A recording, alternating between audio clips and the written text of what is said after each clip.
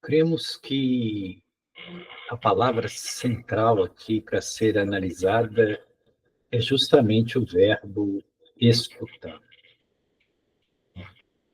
Porque, por vezes, nós ouvimos, mas não escutamos de fato.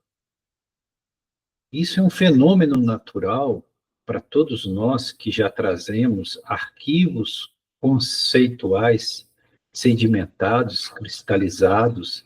Então, quando alguém nos diz algo, ou quando nós lemos algo a respeito de alguma coisa, tendemos naturalmente a ouvir a partir dos conceitos que já trazemos, da estrutura de compreensão que já foi arquivada e sedimentada em nós.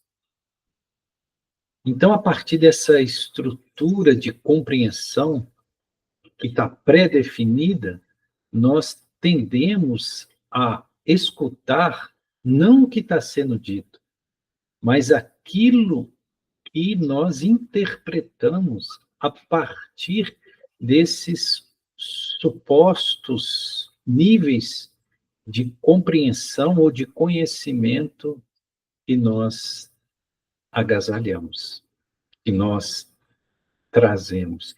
Então, de fato, nós não escutamos. Então, o primeiro passo é, de fato, escutar. Mas escutar tem que ser um escutar livre de condicionamento. Tem que haver em mim um esvaziamento, tem que haver uma neutralidade. Eu tenho que ouvir aquilo que é dito sem julgamento. E depois submeter a uma reflexão muito lúcida, uma reflexão não pré-conceitual, no sentido de trazer conceitos previamente estabelecidos. Isso é muito difícil. Então, o primeiro passo é, de fato, escutar. Mas nós não estamos, não, via de regra, nós não escutamos. Então, do que nos vale ler muitos livros, ouvir muitas palestras, né, se tudo que nós ouvimos, nós submetemos sempre ao mesmo lugar, sempre ao mesmo enquadramento de percepção, né? E tudo gira dentro de uma possibilidade de perspectivas, um perspectivismo, porque tudo depende de como eu vejo, né? Com que critério, sob quais condicionantes estruturais conceituais. Quando nós lidamos com Vedanta, nós precisamos escutar daquele que tem o conhecimento, e esse alguém não é propriamente uma pessoa, e sim as escrituras reveladas, ou as escrituras que trazem, né, o registro de toda a experiência dos grandes rishis, dos grandes seres. Então, nós precisamos que aquilo entre em nós, sem que nós possamos antepor os nossos níveis de entendimento pré-estabelecidos, porque senão nós não vamos escutar. A pessoa está dizendo uma coisa, mas nós estamos ouvindo outra. Porque comunicação não é o que o outro diz, é o que eu escuto. E se eu não escuto o que o outro diz, eu não estou sobre um processo legítimo de comunicação. E, via de regra, nós não nos comunicamos, porque cada um ouve e fala a partir da sua própria cristalização conceitual dentro da sua amplitude ideológica já agasalhada e assumida como a verdadeira. Se eu acho que eu tenho a verdade, nada do que vai ser dito para mim vai causar qualquer efeito de mudança dentro daquilo que eu sou, ou que eu suponho ser, porque na verdade eu não sei quem eu sou. Eu trago conceitos sobre mim mesmo, autorreferências sobre mim mesmo, mas isso não é o que eu sou. Então, por vezes, esse procedimento, esse exercício de busca de compreensão espiritual, lendo muitos livros, ouvindo palestras, e aí também depende de que palestras estamos ouvindo, ou se quem profere a palestra, ele quer nos impor um ensinamento dentro daquilo que ele julga verdade, ou simplesmente, se for um palestrante honesto, ele quer simplesmente propor possibilidade de reflexão sem imposição de nenhuma verdade, né? Porque todo aquele acha que possui uma verdade e quer impor essa verdade, ele, na verdade, não é espiritual, porque não é isso a espiritualidade. Então, esse processo de leituras, de ouvir palestra, de ler artigos, ele é muito útil e até nos auxilia bastante, desde que nós possamos ter essa neutralidade, esse não julgamento, né? Essa percepção não filtrada pelos nossos pré-estabelecidos conceitos. Eu, particularmente, gosto muito de ler. E a leitura, para mim, não tem essa ambição de trazer um conhecimento, tem muito mais um deleite de ouvir, né, experiências que, às vezes, eu vivencio. Isso me dá alegria, me dá prazer, me dá deleite. Então, faz muito tempo que eu não leio ambicionando adquirir conhecimento. Eu leio porque me é um prazer, né? E leio coisas que se afinizam com aquilo que eu sinto. É exatamente por isso que Krishnamurti disse, né, naquele famoso discurso, quando ele dissolveu a ordem da estrela do Oriente, quando ele diz que não há caminho para a verdade, no sentido de que não existe nenhuma filosofia, nenhuma escola doutrinária que possa te levar à verdade. Porque a verdade é algo que já está em você e que deve ser uma percepção direta. Não é uma estrutura de conceitos, não é uma estrutura filosófica. No mundo existem muitos filósofos, e já houveram muito mais. E muitos deles já marcaram a história do pensamento humano. Mas nenhum deles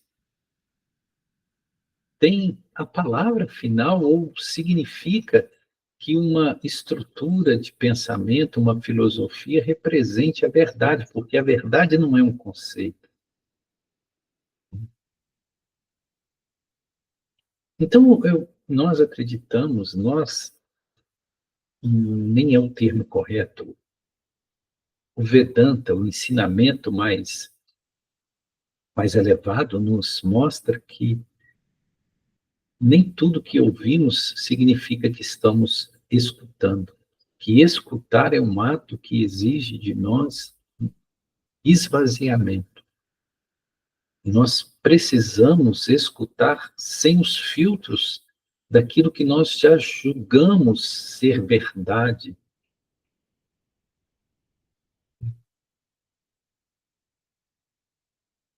Então, isso é muito necessário para que nós possamos ter essa liberdade de flutuar ou circular dentro de muitas escolas, muitos ensinamentos, muitos professores,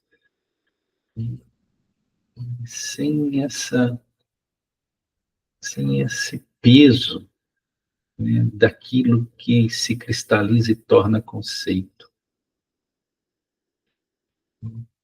E realmente, isso aí já é uma outra reflexão, ou outro viés de percepção. Realmente, né, a maioria dos acúmulos informacionais que nós temos serve mais para ilustração do que iluminação. E quem gosta de ilustração? É o ego. O ego gosta de ser ilustrado por quê? Porque ele pensa ser sabido ou ser detentor de uma sabedoria. Então, o ego, quanto mais ilustrado, mais ele se sente grande, valorizado, porque ele pode opinar, ele pode, dentro de uma discussão, ele pode sair-se ou sagrar-se vitorioso porque ele tem um nível de conhecimento mais profundo. Ou mesmo ele pode acumular títulos acadêmicos, né, reconhecimento como uma pessoa culta, douta, né, autoridade em algum assunto. Isso é coisa muito do ego. Então, a ilustração, ela, ela acaricia bastante o ego, né? Mas ilustração não significa iluminação. Eu posso ser uma enciclopédia ambulante de com todos os tópicos espirituais e não ser iluminado, muito pelo contrário. E às vezes uma pessoa desprovida do conhecimento livresco ou conhecimento formal, né, não ilustrada, pode ser uma pessoa absolutamente iluminada, no sentido de estar integralizada ao próprio ser, de estar comunhando com a fonte, de estar manifestando a sua essência com toda a pureza, com todas as vibrações amorosas. E aí fica essa pergunta se seria conveniente prosseguir. Bom, isso é de cunho muito pessoal, né? Talvez por buscar demais é que nós não encontramos. Precisa ver o nível de ambição que está por trás desse processo de ler muitos livros, artigos, de ver muitas palestras. Às vezes existe aí uma ambição espiritual. E essa ambição espiritual é ligada ao processo do ego, do personalismo. Eu preciso ver, né, ter uma lucidez de qual é a minha motivação real de ler tantos livros, ouvir tantas palestras. O que eu estou buscando verdadeiramente? Porque às vezes é quando eu paro de procurar é que eu encontro, né? Porque quando eu corro muito, eu me distancio de mim mesmo. Então, às vezes, quando você entra no processo de saturação, você simplesmente abandona tudo, é que você percebe que aquilo que você estava procurando sempre esteve aqui, que nunca esteve distante. Então, se é conveniente prosseguir ou não, é muito subjetivo e depende das motivações de cada um. Qual é a causa raiz que me leva a ter esse procedimento?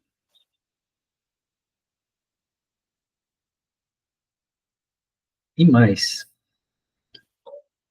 se eu procuro por algo, quem é esse que procura? Será que eu não procuro por aquele que é o procurador? Será que eu não estou tomando a causa pelo efeito ou o efeito pela causa? Então, tudo isso são reflexões muito necessárias. Porque a grande construção é, de fato, aquela que se estabelece numa desconstrução radical, que desmonta toda essa estrutura que nós sustentamos e que é aquilo que bloqueia, que é aquilo que nos impede de ser aquilo que já somos. E isso é Vedanta. Às vezes as pessoas não entendem o Vedanta porque acham que Vedanta é um adicional de conhecimento. É um conhecimento a mais que eu posso ter como mais um penduricalho que eu agrego ao meu ego, que gosta de ser uma pessoa espiritualmente elevada.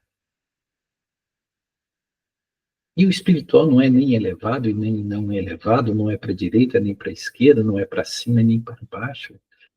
O espiritual é no lugar que é exatamente o ponto em que nós estamos. Se eu quero estar acima de onde eu estou, isso não é espiritualidade. Veja como que parece bastante profundas essas reflexões e aparentemente paradoxais. Então é isso. Gratidão, Shiva Shambhu.